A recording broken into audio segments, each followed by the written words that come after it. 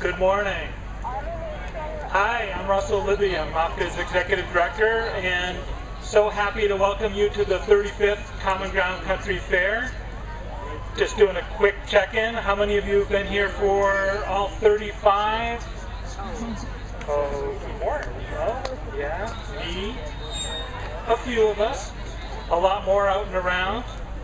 Well, this is kind of a looking back year for MOFGA. It's 40 years last month since we were founded, and we thought it would be fun to have kind of a homegrown keynote series this year. So first up today is Mort Mather, and I think I first encountered Mort in the pages of the Maine Times, many years ago, with stories about the chocolate pies that he and Barbara were baking and delivering into Portland Natural Food stores. And I never quite figured out how to get one of them, so I'm still online.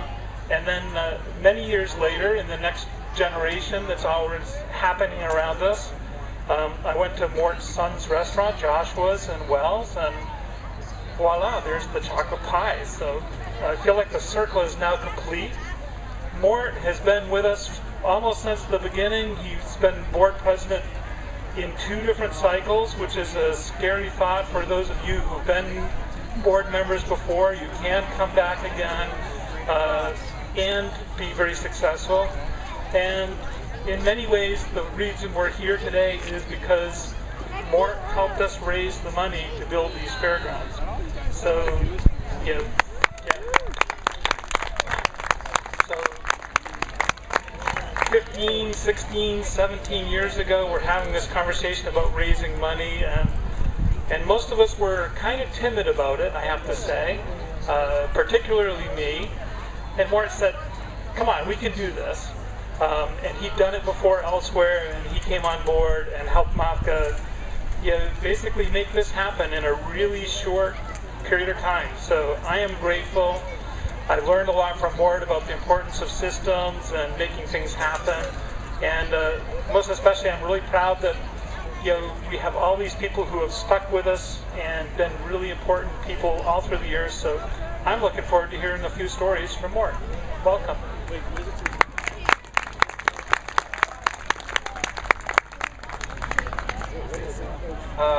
I shouldn't be nervous. One time I gave a talk when I was president of MOFGA, gave a talk to the Hancock County chapter of MOFGA, and in the audience was Carolyn Robinson, who had written a book, Back to the Land book, I can't remember the name of her book, and Scott and Helen Nearing. I thought that I should sit down and they should get up and talk, but I was scheduled to be a speaker as I am today, so I guess I gotta talk. 40 years ago, 40 years, wow. 40 years ago, there was no fair like this anywhere. Today, there's only one like this anywhere. 40 years ago, I was 33 years old. Back to the land movement. In the early 70s, a bunch of people left conventional jobs and lifestyles for life in Maine, living close to the land, cutting our own fuel, growing our own food, and living a simpler life. Some built their own houses and turned forest into field, much as colonists had. Scott and Helen Nearing were credited with the Back to the Land movement, and certainly Scott's book, Living the Good Life, How to Live Sanely and Simply in a Troubled World, well, that kind of rings clear today, was a contributing factor. But I believe the movement was as inexplicable as swarming bees, because I don't think I was the only one who had come back to the land before I had heard of the Nearings. I bought a farm in York County in 1969 as an investment. I was a theatrical stage manager living in New York City who had come to Maine to stage manage the Gunkwit Playhouse. Some land speculators befriended me and told me if I had any money, I should buy land in the area. I didn't have much, but I looked around, and I'll shorten the story. I bought 100 acres with a 150-year-old house for $16,000 Wow. in June of 1969.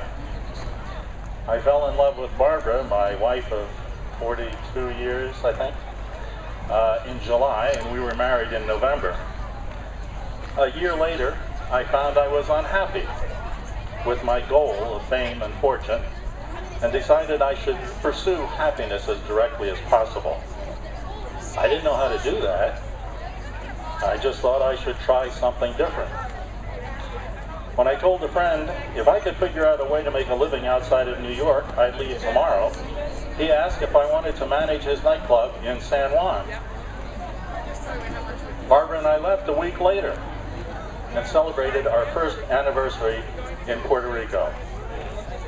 During that week, we came to our house in Maine to rent it, and although we didn't express it to each other until months later, we both felt that Maine was where we were supposed to be. A year and a half later, I had paid off the mortgage, and we moved onto the farm with my goal of meeting our needs as directly as possible. Step one was to plant a garden. I grew up on organic vegetables. My father subscribed to organic gardening magazines, so obviously our garden would be organic. When I bought seed potatoes from Falls Agway, Earl Fall asked if I didn't want some fertilizer with that. "Nope, not going to use any," I replied flippantly. Earl, salesman that he was, said, "Well, you better eat those potatoes then." I bought some fertilizer, but I only put it on half the planting, and when I harvested, I couldn't see any difference. That was the last conventional fertilizer I'd used. I think the potatoes did well without Earl's fertilizer because the spot I chose for a garden might have been a chicken yard previously. Plants do need fertile soil. In September, Barbara read about a meeting of people forming an organic organization. Unfortunately, it was on a Monday night when I watched Monday Night Football with Howard Cosell and Dandy Don Meredith. Barbara dragged me to the meeting. A good group of people, most of whom are still close friends.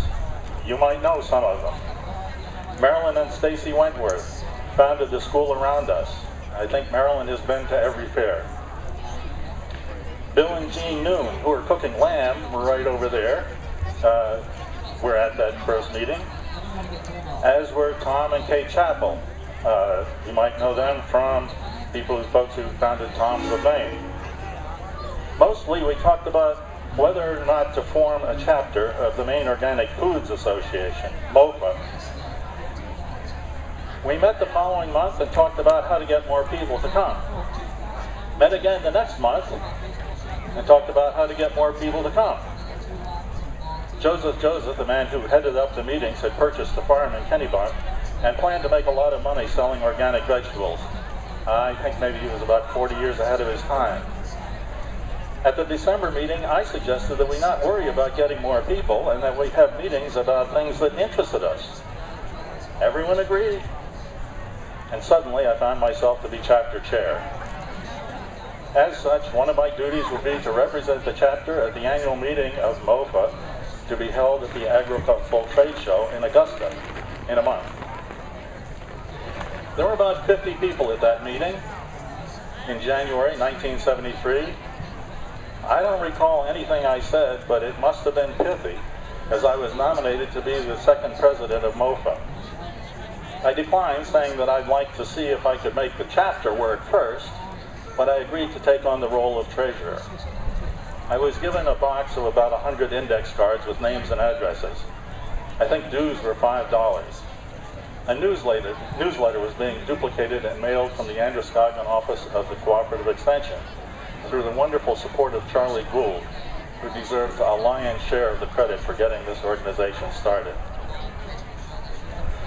Somewhere along the line, Tim Nason came into my life and said he would like to edit the newsletter. The newsletter operation shifted to York County. Tim added graphics and did a great job building it into a publication we could sell. He's still involved today.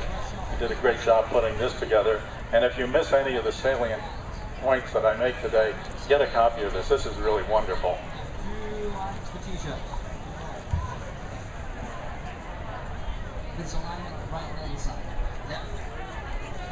The first board meeting after that annual meeting, we decided to change the name to the Maine Organic Farmers and Gardeners Association. I think that is really one of our great strengths, is that we are a combination of farmers and gardeners. The second state organization, I believe, was formed in California by organic farmers for the purpose of certification. By not including gardeners and others with an interest in organic agriculture, they have fewer people to help them spread information, influence legislation, or provide financial support. Maine wasn't the only state to attract back to the landers. Sam Kamen moved to New Hampshire from Brooklyn and started the Natural Organic Farming Association, NOFA. NOFA's first meeting was about the same time as MOFGA's first meeting in 1971. In 1993, NOFA changed the name to Northeast Organic Farming Association. It has state chapters in all the New England states except Maine and in New York. At the 1974 annual meeting, I accepted the nomination for president. Chaitanya York was vice president and became the fourth president. Chaitanya had a more progressive vision than I did. He got a grant from the Kendall Foundation to pay staff to take us to a new level. I remember board meetings where I opposed the idea because the grant would run out and then we would be struggling with the need to raise money. That was before I ever got into raising money, so that goes way back. We got the grant, we hired Chaitanya as executive director. I was right. We did struggle to raise money. There have been a lot of struggling years. But necessity, at least in this case, was the mother of invention. One night, sitting in our first office in Hullwell, brooding over the problem, Common Ground Fair was hatched in Chaitanya's mind. I was not on the MOFGA board at the time, so my first fair experience was as a fair goer. It was held at the Litchfield Fairgrounds, and I think everyone must have gone away from that fair with the same feeling of goodwill that I felt. It was wonderful. It charged my battery with positive energy, as it does every time I come. I went back to our chapter and urged participation. Someone knew about a rope ladder that was fastened with a pivot to the ground and the top of a pole. The ladder went up like that, just one pivot on each side and rungs across and was rope. And the idea was that you would try and climb the ladder, and there were 6 bales of hay underneath the ladder. And most of the kids climbed just because they enjoyed falling into the hay, I think. Again, in this book you can see a picture of my daughter climbing the ladder.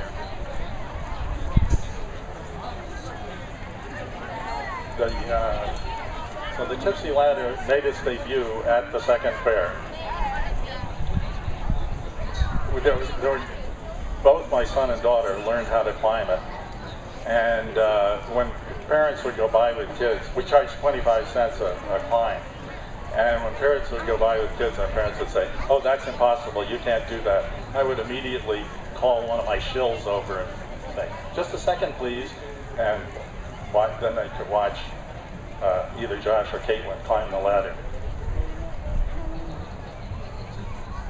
The Tipsy Ladder the first year was done by the chapter, but it turned out that it was more work to get chapter members to come and be scheduled to operate the Tipsy Ladder, and so they allowed me to take it on as a fundraising event for myself.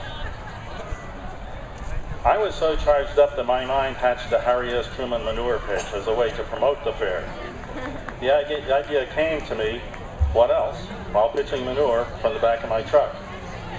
While so engaged, I would often do a running commentary in my head, a la Howard Cosell and Dandy Don.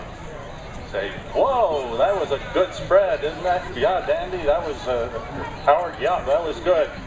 He had a good pitchfork full of loose manure and he was able to fan it out. It was excellent, excellent. "What's he doing now, Dandy?" "Oh, I think he's looking for a more held together piece so he can hit that far corner." Well, you get the idea.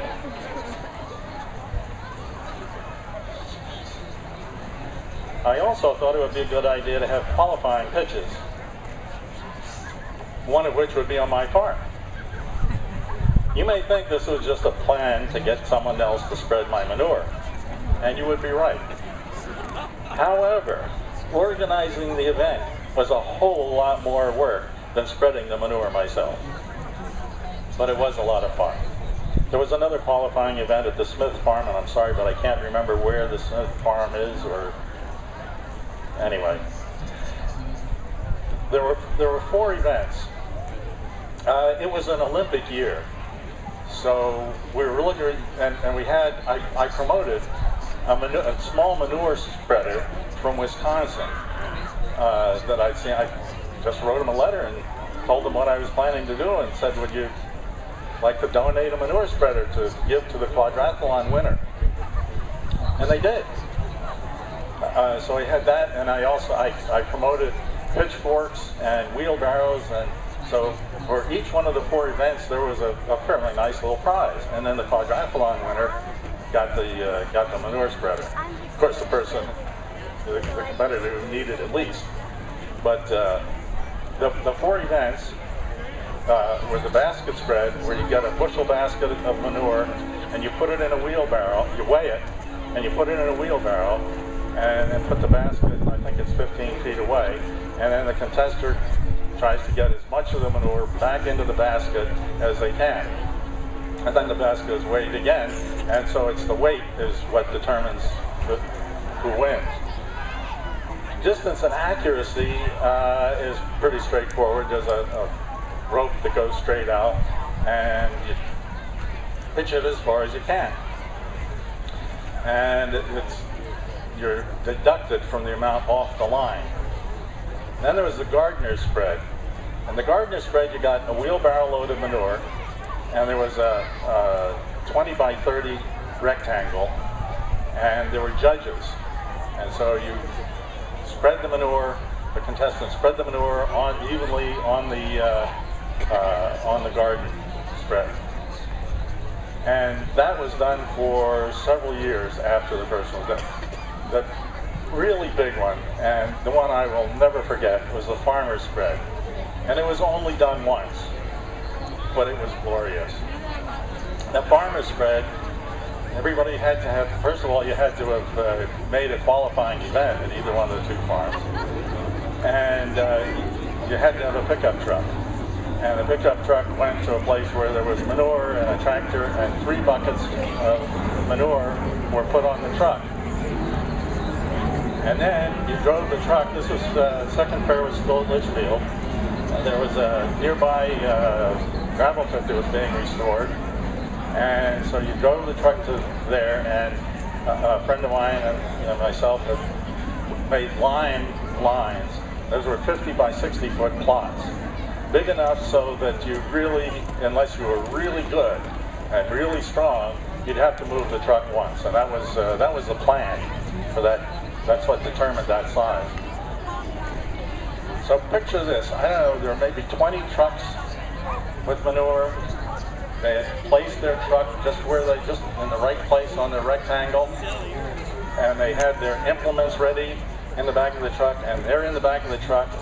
And so 20 people out there. And then we're also doing a demonstration of the manure spreader. This is kind of like an amphitheater because it's a pit, and you've got a photographer from Organic Gardening magazine up on the bank, and everybody is like, Bob Mowdy is there he's one of the judges, wearing a top hat, and everybody's poised and ready to go, and the starter gun goes off, and shit flies in every direction. It was wonderful. I'll never forget that sight.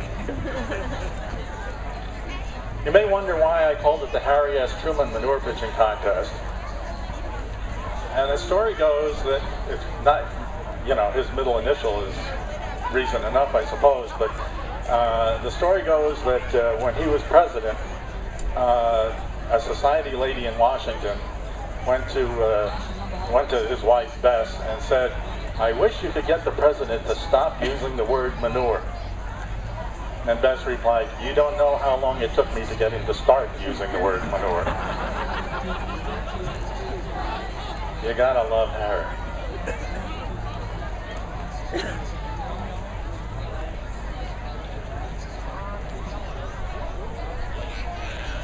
When the fair moved to Windsor, we couldn't leave any manure on the ground. So I'd have the contest in a place where there were animals leaving manure all the time, but we were not allowed to spread any and leave it there. So for the gardener spread, and I continued the gardener spread for a number of years, I had great big chunks of plastic, 20 by 30 chunks of plastic. I generally had 2 of them and a couple of wheelbarrows and have 2 contestants going at a time. But having to pick up the manure after you've spread it really kind of defeats the purpose. I think they really ought to bring that back and take the recycled, composted stuff that we get from the fair and have a contest here and spread it around.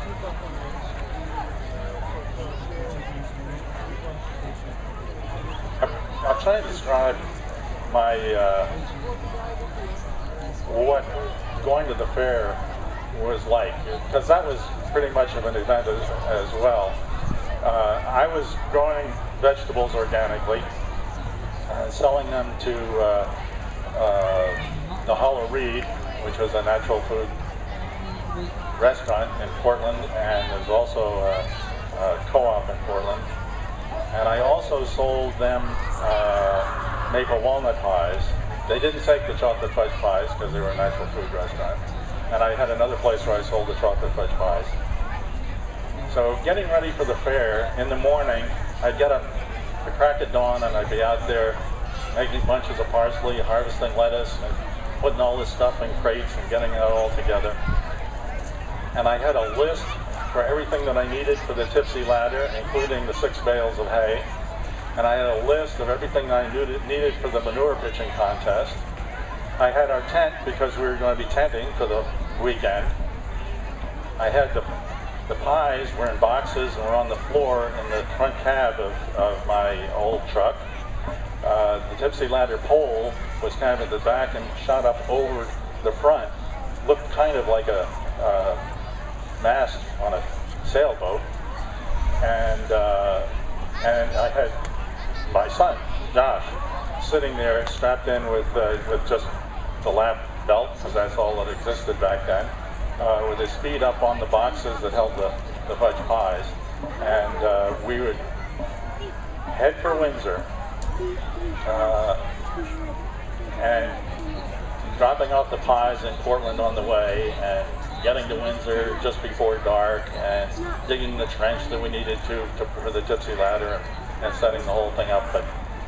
But I wish somebody had taken a picture of the truck when it was all loaded up, because it was pretty interesting.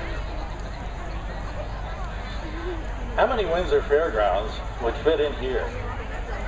Somebody could probably figure that out. 10 or 20, I would think, at least. How many Litchfield fairgrounds? 30? 40? We've come a long way. My first year as president, a student from the College of the Atlantic accepted the job on the executive committee as secretary. I think secretary, although I think in the book here maybe it says treasurer, so I'll bow to whomever. This person who started our apprenticeship program is actually going to be at the fair tomorrow, so you could ask her then. Shelley Johnson wanted to apprentice on a farm, so she found a willing farmer, Tony Bach, apprenticed that summer, and then organized the apprentice program. She is now Congresswoman Shelley Pingree in the United States Congress. That's good for us, and not so sure it's good for her. The apprenticeship program has been functioning ever since under the guidance of a volunteer apprenticeship committee. It has grown and improved every year. Several years ago, it grew into a journey person program, essentially a graduate program for apprentices who have shown the commitment and the passion to become farmers. Last year, there were about 150 apprentices and 50 journey persons. Many of the people who have gone through the journey person programs are working farmers in Maine today.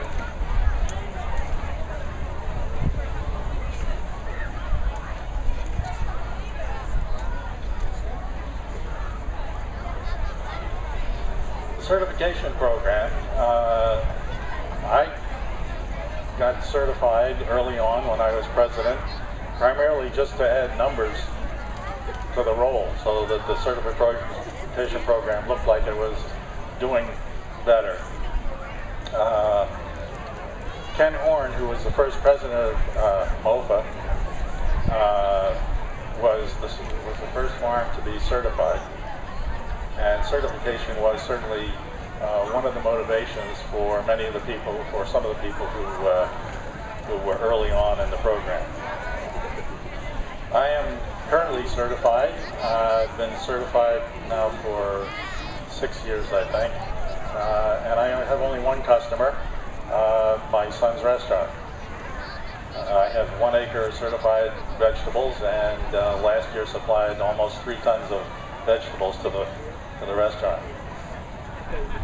Back in the early days, there were 27 certified farms. Today, there are nearly 400. Public policy and legislative influence. I'm not sure about this, but my fuzzy recollection is that when we pursued incorporation, incorporated organizations were not allowed to use the state's name in their names. My recollection is that Abby Page lobbied to have that changed. The only reason I kind of question it is that there's so many organizations now that have Maine in their name. I can't think, some of them weren't before us, but maybe they didn't incorporate, I don't know. So MOFGA's lobbying efforts go way back to our very beginning. In 1981, our legislative efforts were formalized with the formation of our legislative committee. I'm going to give you just in 1990, MOFGA receives the National Environmental Achievement Award in Food Safety for its work on Maine produce labeling laws, work done by Nancy Ross, Beatty Parker, Jeannie Hollingsworth, and others. And the Maine Nutrition Council's Public Service Award in recognition of MOFGA's contribution to nutrition and health for Maine people. In 1992, Maine becomes the only state with a moratorium on recombinant bovine growth hormone, RBGH, after MOFGA members and others speak against the genetically engineered hormone before a legislative committee. In 1997, in response to a proposal by MOFGA, the Maine Board of Pesticide Control considers revising its mission statement to target pesticide use reduction as a goal. 1998, Maine Board of Pesticide Control stuns big seed and chemical companies by denying an application to market a genetically engineered BT corn variety in Maine. MOFGA testifies that organic growers, the fastest growing segment of Maine agriculture, would be the first to suffer if insects develop resistance to BT from the engineered corn. Unfortunately, BT is later approved for use. 2001, Maine passes legislation requiring manufacturers and dealers of genetically engineered plants or seeds to deliver written instructions to all Maine growers of GE crops sufficient to minimize potential cross-contamination. It was a weakened variety of MOFGA's original proposed legislation. In 2009, our Public Policy Committee pushes through a 3-year moratorium on open-air production of genetically engineered pharmaceutical crops in Maine, the first such law in the nation. And in 2010, Russell Libby spends considerable time working on federal food safety legislation. Congress passes an imperfect bill, but thanks largely to Libby, one of the amendments giving organic growers more negotiating room regarding regulations. I can tell you as a grower that I'm really happy for all that MOFGA does in this area. Sharon Tischer right down here is a person who has been responsible for 12 years worth of work on our public policy and lobbying efforts, and she deserves a round of applause for all of her work.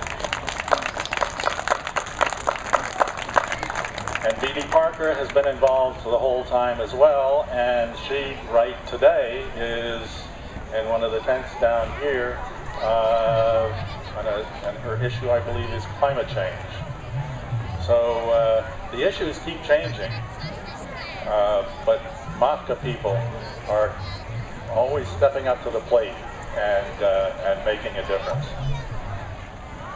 If somebody says, well, you're a 501c3 organization and you're not allowed to lobby, actually a 501c3, that's a tax code number, meaning that all contributions to MOFGA are fully tax deductible.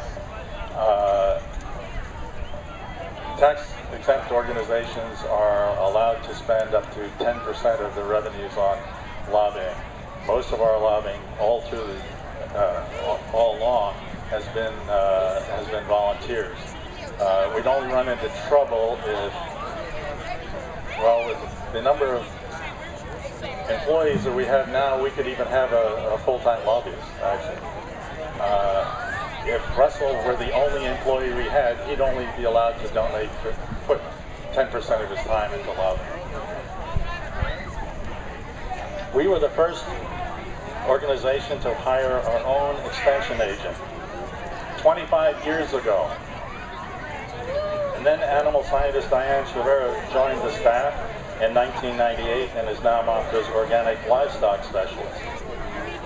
And I can tell you that back then in those early days, there was precious little help. Extension agents didn't have any information that was helpful to us. One of the things that we did at one point was we tried to get and were successful in getting a pamphlet on organic agriculture written. And it was written by Willie Earhart, the vegetable specialist for the state, who, well, I'll tell you another story about Willie, was not terribly enamored of organic methods. And when I read the first draft of the pamphlet,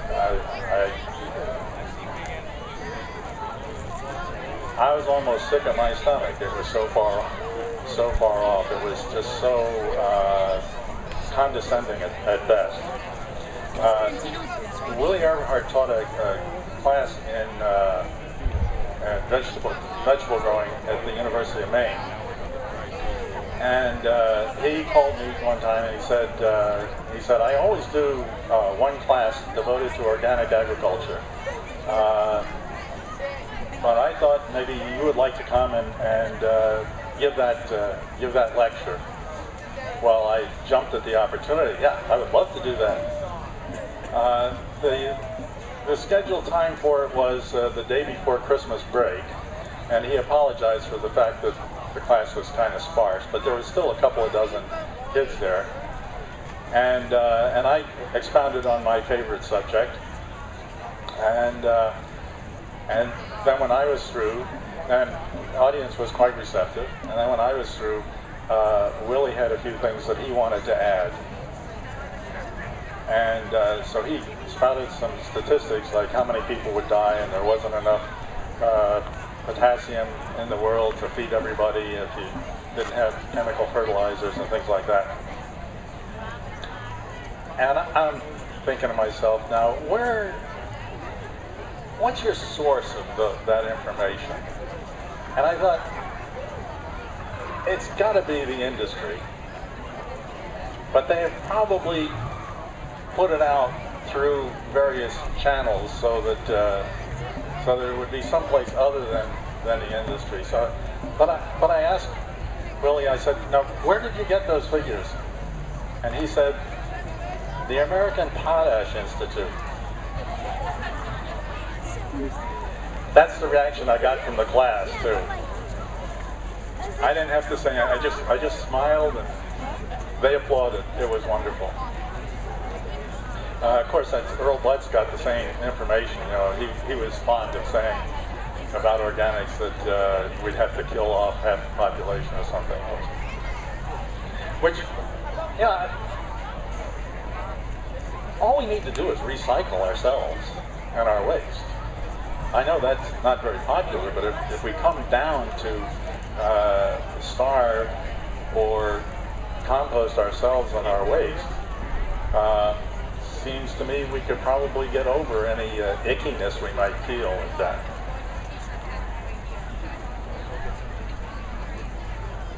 I didn't mention that our first extension agent was Eric Seidman, and he is still with us. I remember a conversation I had with Dr. Frank Eggert, in which he was skeptical that organic methods would produce better results than conventional. But being a scientist, he was a professor at the UMO. Being a scientist, he wasn't satisfied with any information he could find. So he established research plots at the University of Maine to study organic versus conventional. Yes! He did more than any, he later became president of MOFGA. He did more than anything else to overcome our hippie weirdo freak appellation.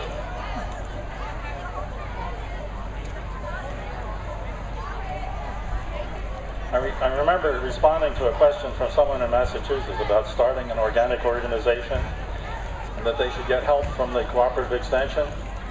It turned out that they had tried and the extension in that state was not cooperating. Hippie weirdo freaks was how conventional agricultural folks tried to stereotype us, and I guess it worked through some USDA offices, like extension in some states. I suspect that nonsense was passed around through distribution networks of agricultural chemicals, feed and seed companies and the like. They probably thought that if organic caught on, it would cut into their business.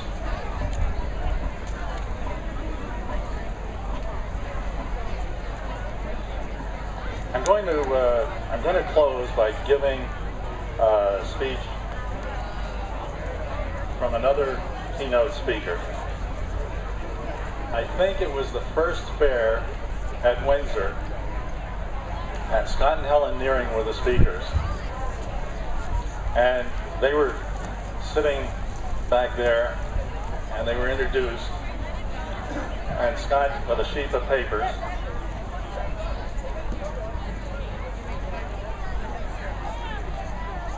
came up to the podium. He looked around at us, and he said, "I'm going to tell you everything you need to know about economics."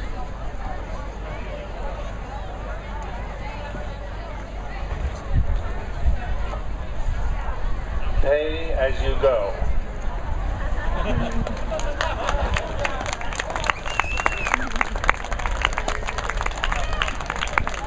Thank you. Anybody have any questions, additions, corrections?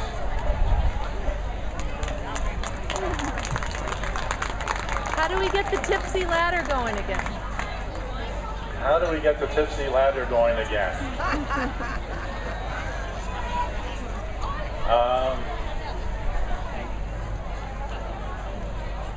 Well, the reason I quit actually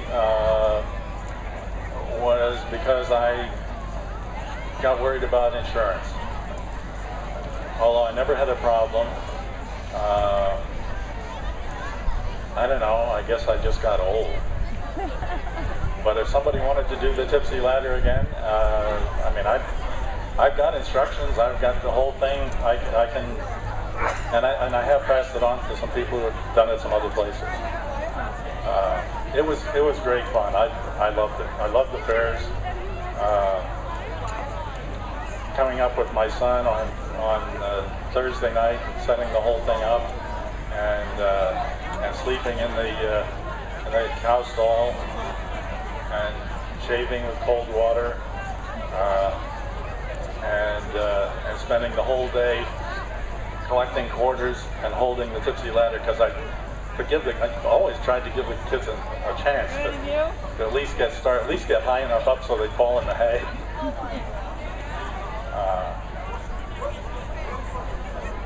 And I mentioned earlier how, I know another story about the fair and about the feeling, and I mean, I can come to this fair and have any number of times and just sit someplace. I don't buy things. I'm not a buyer, except for food, of course.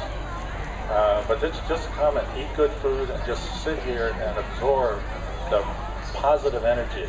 It's just does recharge my battery every time I do it. The first fair, Litchfield was the judges. One of my judges for the manure pitching contest was the extension agent from York County. And she told me afterward that as she was walking back to her car, she was tired, it had been a long day, and she saw a pair of glasses lying on the ground. And she said if it had been any other fair, I would have kept on walking. Well, you know the story. She picked it up and walked all the way back to the office and turned them in. That's the kind of people we all are here.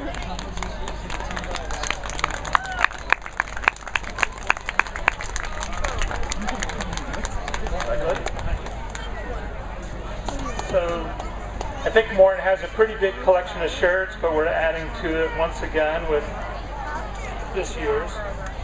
And a few times along the way, he's held up a book as we just published a 40-year history of MOFGA, fertile ground, Gene English, and many others. And it's for sale in the store. So if you want to kind of go back in time and figure out how we got here, stop on by. But I think Mort's going to hold on to his copy. So thank you, Mort. Thank you, everybody, and enjoy the fair.